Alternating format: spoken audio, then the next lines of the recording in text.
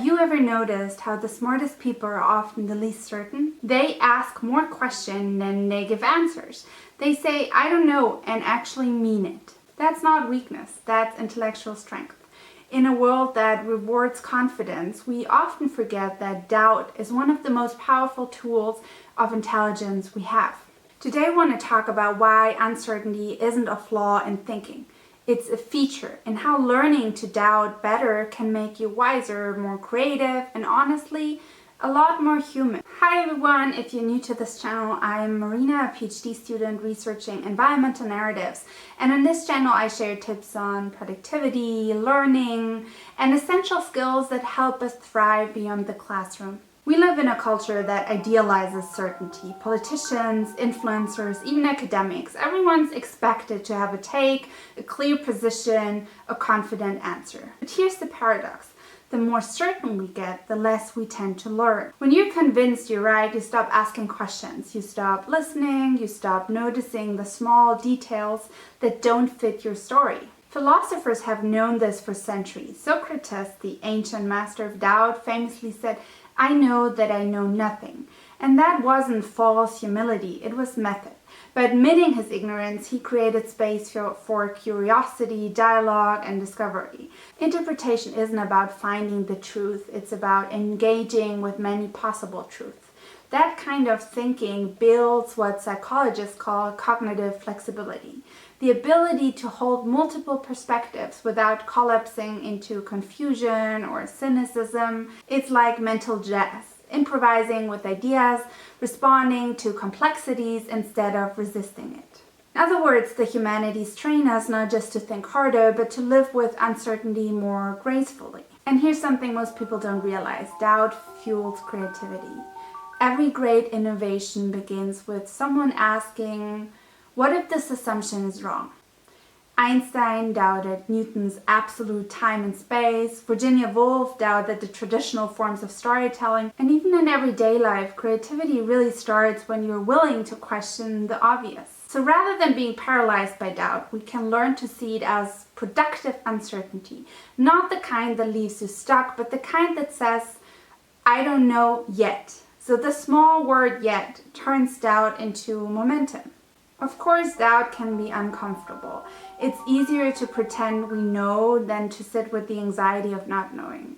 But here's the surprising thing. People who tolerate uncertainty better tend to make wiser decisions because they gather more information and can consider more perspectives before acting. So if you sometimes feel unsure, that's not a sign of weakness. It's a sign your brain is working honestly. As the philosopher Bertrand Russell put it, the trouble with the world is that the stupid are cocksure and the intelligent are full of doubt. I admit it's a bit harsh, but there's truth there. So how do we practice good doubt? The kind that sharpens rather than stalls us. It starts with turning doubt from something that happens to us, so us just being passive, into something we use intentionally. Here are 3 practices I found powerful both in research and in real life. Ask what else could be true. Whenever you catch yourself feeling certain, pause and open a small crack in that certainty. What else could be true? This isn't about distrusting yourself, it's about widening your mental field of view. In research, this might mean reinterpreting data from another angle. In daily life, it could mean realizing that someone's behavior isn't about you at all. It might have 5 other explanations. Good thinkers hold their belief lightly enough to keep learning. Seek disagreement, not confirmation. We love being right. It feels safe, it feels validating, but real growth happens when you encounter thoughtful resistance. Talk to people who challenge your views, and not just to win an argument, but to understand theirs. The humanities dialogue is not debate, it's co-thinking. Each disagreement is like an intellectual mirror. It shows you where your blind spots are. If you can learn to appreciate that discomfort, you're already miles ahead of most people. Pause before concluding. We live in a culture of hot takes. We're trained to react and not to reflect. But wisdom is slower. That tiny pause between question and answer, between stimulus and response, is where critical thought happens. You can even train this before replying to a message, before judging a headline, before making a decision. Take one breath. Reflection isn't hesitation. Turn doubt into curiosity, not fear. When uncertainty shows up, most people tense up. Try instead to lean in, to get interested. Ask yourself, what can this doubt teach me? That small shift in attitude transforms doubt from a threat into a tool. Because doubt, at its best, isn't a crack in your confidence. It's an invitation to grow. So, doubt isn't the enemy of knowledge. It's the beginning of knowledge. So the next time you feel uncertain, don't rush to silence that feeling.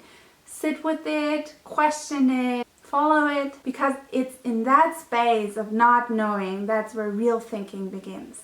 If you enjoyed this reflection, consider subscribing. I make videos about thinking, learning, and applying the humanities to everyday life. So thank you very much for watching and stay curious.